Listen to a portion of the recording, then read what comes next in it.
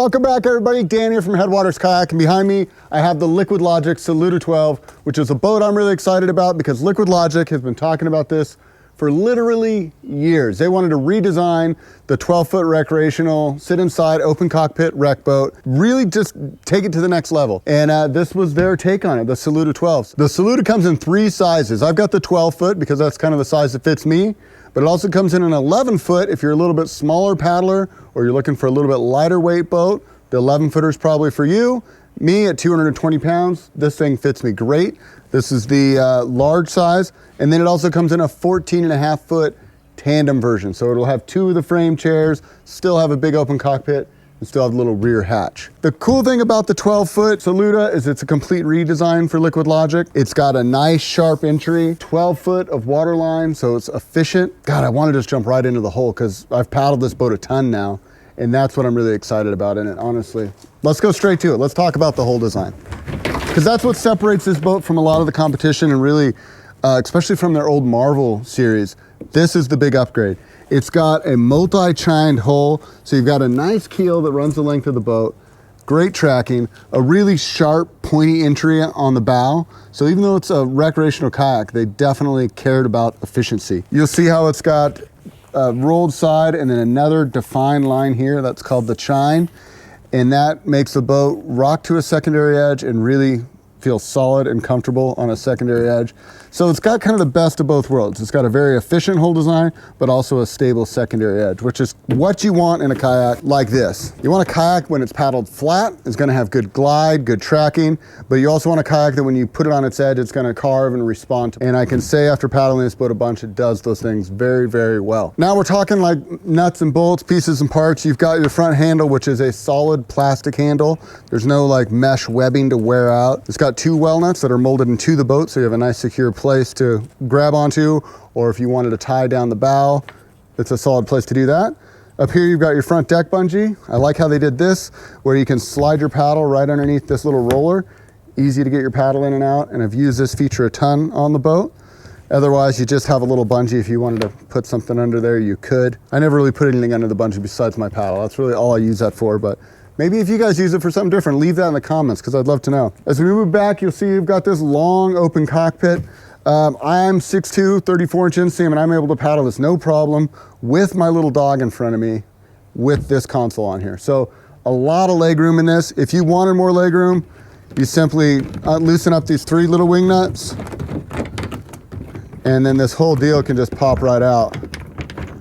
So if you wanted to have even more room inside there, you totally can have that. So you can see where my foot pedals are at.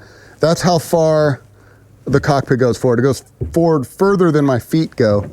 I kind of like this little dashboard because I feel like it gives the whole bow of the kayak or the whole front of the cockpit support. Sometimes when you get these really long open cockpit, the plastic can get a little flimsy, and I feel like this plate adds a little bit of support to the boat. On this little hatch, you have a semi-dry storage compartment that flips right over. You could put your phone, your wallet. I say keys, but I've made the mistake of putting keys in and then getting somewhere and realizing I did a shuttle and left my keys at the bottom. So I always now keep my keys on my life jacket so I don't ever leave them. A couple little cubbies as well as a little track. If you wanted to add a fishing rod holder, you could mount it right to that track, or an X grip for your cell phone. Again, anything you want to do. There's so many accessories for these tracks nowadays. Moving back to the boat, you have these nice comfortable pads. One thing I like about these, as opposed to maybe some of the cheaper boats we've been reviewing lately, is they're actually attached to the boat. One of my big complaints on that blade I paddled, it was just stuck on there and a day in the heat and it was already coming unglued and coming undone. These ones are secured into the boat. They use a frame chair seat. This is similar to what you see on the Native Titan. A lot of the Liquidlogic Native boats share this really nice, comfortable, it's like a perforated mesh seat. And on the inside, they did these cool little like injection molded mounts for the seat. So the seat, when it's in there, it feels really secure, but you also can adjust the seat position forward. You can raise the seat position up, so you can kind of dial in your ergonomics that way. And then everyone's favorite thing about a frame chair seat is you can just take it out and now you've got a beach chair or a camp chair. Another thing that every good recreational kayak should have, especially if you're gonna charge $1,000 for it like they're charging for this, is a sealed bulkhead.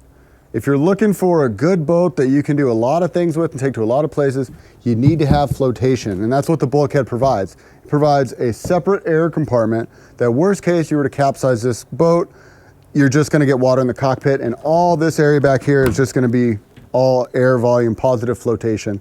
I also recommend, if your kayak doesn't have a front hatch like this one, go ahead and just shove a inflatable float bag in the front. They make little triangle shaped float bags that you put in there, you blow up, and displaces all that area that would otherwise get water in it if in the event of a capsize. This is a boat that you should be able to flip over, get the water out, jump in, and be able to do a assisted rescue on. Notice here you got the paddle clip alongside. I definitely use that a bunch when I'm out paddling. And then what I really liked about this kayak was the rear hatch. Instead of having just a small button style hatch that's kind of hard to access, you get this huge hatch. And one thing I really like is from the cockpit, I can turn around, open the hatch, access my stuff. And look at how huge that is. Like if I wanted to take this on a quick overnight trip, I've got tons of room for gear here. I got room for gear behind my seat. I got room for gear in front of my feet. I could totally do a sweet little camp out in this. The other thing that's kind of cool, I don't know why I would use it for, but I see that they're using these little Yak Attack hinges. And if I wanted to, I can open it from the other side too. This was, I don't want to say stolen, borrowed from Bonafide, because Bonafide is part of Liquidlogic and Native now. And so it's cool to see them integrating these little things that were fan favorites on some of the other boats onto the new Liquidlogic. Last thing here is we got a replaceable keel. So if you're dragging this thing around, you can just replace this little hard plastic bit on the end as opposed to wearing out your boat. And then last thing, most people won't even know what this is for. Liquidlogic and Native have a little wheel that'll screw in the back of this thing, and it acts like a wheel in the keel and allows you to roll this thing around without having to damage the keel whatsoever. The last thing, there's one more thing. They make this boat in a thermoform version. Their sister company is Hurricane Kayaks. So Hurricane, Bonafide, Liquidlogic, Native are all part of the same family of big adventures. And they make a thermoform version of this boat. So if you like the looks of the Saluda, but you want something lighter weight, more efficient, easier to load, the Prima 12, and I think they even have a smaller size. I think they have like a 115.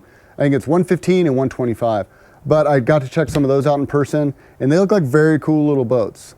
So kudos to Liquidlogic, Hurricane, for pushing it forward. I really think they hit a home run here.